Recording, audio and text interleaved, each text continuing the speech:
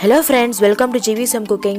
இன்னைக்கு நாம சப்பாத்தி and நானுக்கு எல்லாருக்குமே ரொம்ப பிடிச்ச சைடு டிஷ் பன்னீர் பட்டர் மசாலா வீட்லயே எப்படி ரொம்ப டேஸ்டியா செய்யறதுன்னு பார்க்க போறோம். வாங்க வீடியோக்குள்ள போகலாம்.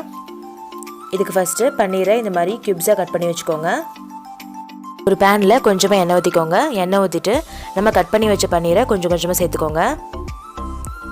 சேர்த்துட்டு ஒரு 5 to 10 minutes இது நல்லா கோல்டன் ப்ரௌன் ஆகுற வரைக்கும் வறுத்து எடுத்துக்கோங்க. இந்த மாதிரி ஆனதும் நம்ம பன்னீர்களை எடுத்து வச்சிரலாம். இப்போ நம்ம கிரேவிக்கு தேவையான மசாலாவை செய்ய ஆரம்பிச்சிடலாம். அதுக்கு ஒரு பேனில் கொஞ்சமாக எண்ணெய் ஊற்றிக்கோங்க.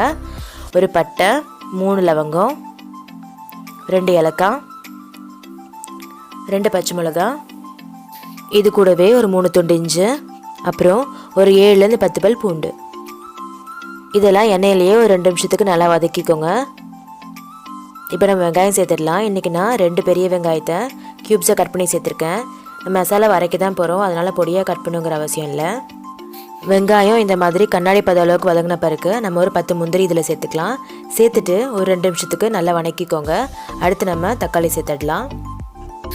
வெங்காயம் இந்த மாதிரி நல்லா வதங்கின பிறகு நம்ம தக்காளி சேர்த்துடலாம். இன்றைக்கி நான் 3 தக்காளி சேர்த்துக்கிட்டேன். நல்லா பழுத்த தக்காளியை சேர்த்துக்கோங்க, அப்போ தான் மசாலா நல்லா டேஸ்ட் கொடுக்கும். தக்காளி நல்லா சாஃப்ட் ஆகுற வரைக்கும் ஒரு 5 மினிட்ஸ்க்கு நல்லா வதக்கிக்கோங்க. ஒரு பேனில் 4-5 ஸ்பூன் பட்டர் சேர்த்துக்கோங்க. பட்டர் நிறையா இருந்தால் தான் கிரேவி நல்லா டேஸ்ட்டாக இருக்கும். ஒரு பிரியாணி இலை, 2 பச்சை மிளகாய் சேர்த்துக்கோங்க. நல்லா புரிஞ்ச பிறகு நம்ம அரைச்சி வச்ச விழுது சேர்த்துடலாம். இப்போ நம்ம விழுது சேர்த்துடலாம். நம்ம அரைச்சி வச்ச விழுது எல்லாத்தையுமே சேர்த்துக்கோங்க. இதில் ஒரு 1/4 கப் அளவுக்கு தண்ணி சேர்த்துட்டு கிரேவி நல்லா கெட்டியாகிற மாதிரி 5 to 10 மினிட்ஸ்க்கு நல்லா கொதிக்க விட்டுக்கோங்க. இந்த கன்சிஸ்டன்சி வரைக்கும் நல்லா கொதிக்க விட்டுக்கோங்க, அப்போ தான் கிரேவி நல்லா டேஸ்ட் கொடுக்கும். இதோட பச்சை வாசம்லாம் போயிட்டு இப்போ இதில் நம்ம ஸ்பைசஸ்லாம் சேர்த்துடலாம். 1 ஸ்பூன் காஷ்மீரி சில்லி மிளகாய் தூள், அப்புறம் ஒரு 1/2 ஸ்பூன் கரம் மசாலா சேர்த்துக்கோங்க. இந்த மசாலாலாம் மிக்ஸ் ஆகிற மாதிரி ஒரு நிமிஷத்துக்கு நல்லா மிக்ஸ் பண்ணிக்கோங்க. இப்போ நம்ம தேவையான அளவுக்கு உப்பு சேர்த்துக்கலாம்.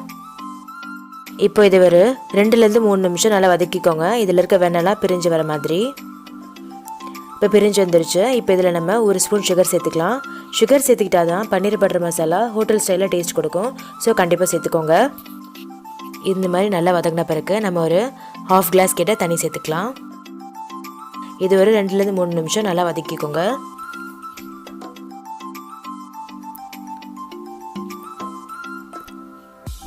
அவ்வளோதான். இப்போ நம்ம ஆல்ரெடி எடுத்து வச்ச பன்னீர் துண்டுகளை இதில் சேர்த்துடலாம். ஒரு 5 நிமிஷத்துக்கு நல்லா வதக்கிக்கோங்க. அவ்வளோதான், நம்மளோட பன்னீர் பட்டர் மசாலா சூப்பராக ரெடி ஆகிடும். சப்போஸ் உங்களுக்கு கிரேவி இன்னும் கொஞ்சம் தண்ணியாக வேணும்னா இதில் ஒரு 1/4 கப் கிட்ட தண்ணி சேர்த்துக்கோங்க. நிறைய சேர்த்துக்க வேண்டாம், டேஸ்ட் மாறிடும்.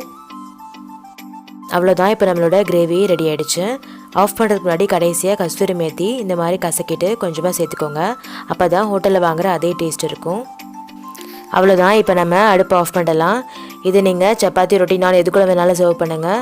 ரொம்பவே டேஸ்ட்டாக இருக்கும். வீட்டில் இருக்க எல்லாருமே ரொம்ப விரும்பி சாப்பிடுவாங்க. இந்த மாதிரி செஞ்சு பார்த்து எப்படி இருந்துச்சுன்னு கமெண்ட் பாக்ஸில் கமெண்ட் பண்ணுங்கள். நம்ம சேனலில் ஆல்ரெடி நிறைய நான்வெஜ் ரெசிபீஸ்லாம் அப்லோட் பண்ணியிருக்கோம்.